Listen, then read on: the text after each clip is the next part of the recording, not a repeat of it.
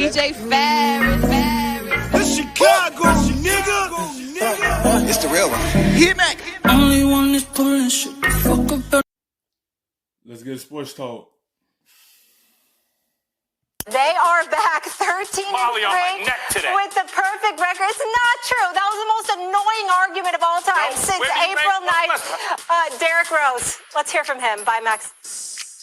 So they had a young group, and it was great for me to go there, get some of that young blood, get some of that young energy, and we're trying to build the culture here. Tibbs is doing, and his staff is doing a great job of making sure they're preparing us before every game. In the fourth quarter, the intensity pick up, the urgency has to be there, and we're trying to play for something.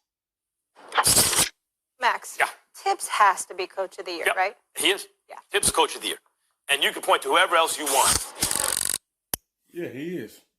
Nobody suspect the Knicks to make this type of jump into the playoffs this year because Thibodeau, he got the Knicks to play defense. And then it turned over into an offense. Then he getting the best out of Julius Randle. He getting the best out of R.J. Barrett. Those two players, his two main players. And then he got the complementary players around him. He got shooters around him. And then Julius Randle could step out and shoot threes. He's shooting a better percentage this season. He's a good three-point shooter. R.J. Barrett improved three-point shooting. But also they improved on defense. And he got the Knicks into the playoffs. He's coach of the year. Tom Thibodeau took over a team. Even Julius Randle, who's top 5 MVP maybe, even he credited Thibodeau with the culture that held him accountable, that held everyone accountable to get him and the team to the next level. I can't believe I'm saying this. I never thought of Tibbs as a head coach, as a coach of the year type guy. But this Knicks team, when you go back to the preseason, how you evaluated the roster, this is one of those, if every single thing works out better than you think it could work out, here's what you get. A lot of that's coaching. This is a team that's totally connected on offense and on defense. When you can play on both sides, it penetrates into winning. It shows you that you could coach. Julius Randle is the star player of this team. But at the same time, when you play on both sides, it helped your team win. Some teams don't have defense. They just have a good player that could make up for it, that help the team stay afloat and be playoff teams.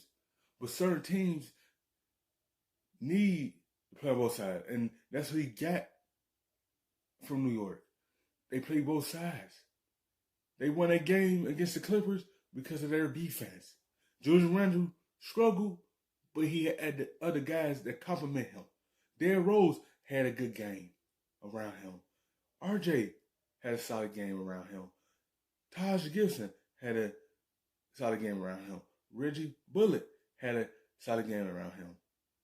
But Randle came alive at the right moments and helped the Knicks elevate into a win against the Clippers.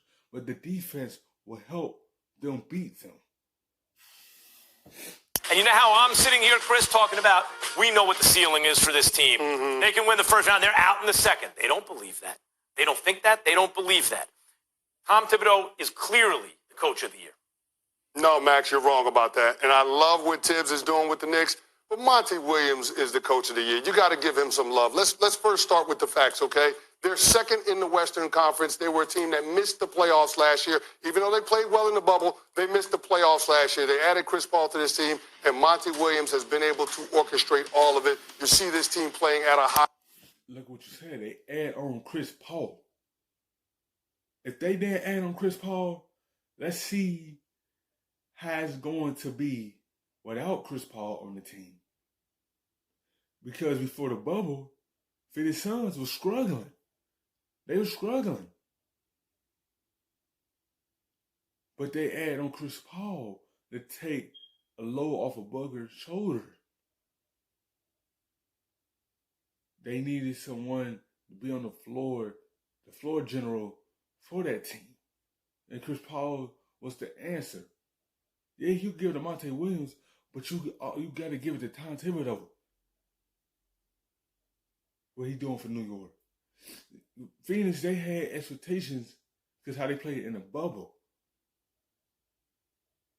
It's going to be between those two, but it might be Tom Thibodeau to get it. Level, and it's a team that's ahead of where we'd expect them to be in terms of their program building. Through the month of April, this team has the best record in the NBA of teams against teams that are over 500. So you have to give them some love for that. And that's impressive, because with the Knicks, it wasn't that, because I gave the same record, but with the Suns, yeah. Exactly. And then you also got to give the love the fact that they're one of two teams that have a top 10 offensive rating and a top 10 defensive rating. So in terms of the coach being able to put all the different pieces together and then seeing the development of the young players on the Suns, guys like DeAndre Ayton, like Cam Johnson, like Mikal Bridges, that speaks directly to the job that the head coach is doing. And I got to say, the fact that he is second in the Western Conference, which is the tougher of the two conferences, that's what I knew the Suns were going to be good this year. That's what makes Monty Williams coach. This good? Yes, I thought there was a chance. I thought they were going to. There's no way you thought the Suns would be a top two team in the West. It's not whether or not they're going to be top two. There are 5 teams bunched pretty close together. The Suns were one of them. This is not surprising to me, because if you told me just before. No, I wouldn't suspect them to duplicate what they did in the bubble. This is what they needed all along, was a point guard. That's why this team took a big jump, because they got that point guard in Chris Paul. And that's what helping Phoenix become one of the top teams in the West. If they did have Chris Paul, they're going to be battling in the play-in. I feel like that's how close they was going to get. That'll be one of the top seeds in the West. But when you get that point guard that you've been trying to get, it changed everything. And it changed Phoenix. Phoenix wasn't going to be like this. Before the season, I don't care who coached the team. Here's your roster. Chris Paul and Devin Booker in the backcourt. That's kind of perfect. Who are your 3-and-D guys? Who are your forwards? Bridges and Cam Johnson. Oh, yeah, that's kind of perfect. They don't need the ball. They can defend and they can shoot. Who's your big? DeAndre Ayton. Wow, he was #1 overall, and Chris Paul's there to influence him. How about who's coming off the... Well, we're going to pick up Jay Crowder. We'll pick up Saric, guys like this. Yeah, I would expect that team to perform very well. If you showed me this Knicks roster preseason, get out of here with that. A 4 seed in the East? Hell no. No, I hear what you're saying, Max, and I hear where you're coming from, but I don't think anybody thought the Phoenix Suns would be capable of what they're doing this year. I don't think anybody thought it. The roster can look great, and you can say, based on what they did in the bubble, this is going to be a team to watch, but nobody had the Phoenix Suns being in this position. The roster can look all great. No. But it's a matter of... Really, no one had either team. I know that's the whole point of it. A lot of people like the Suns a lot. If LeBron and AD don't get hurt, the Suns aren't #1 in the West right now. Thanks for watching ESPN on YouTube. For live streaming, sports, and premium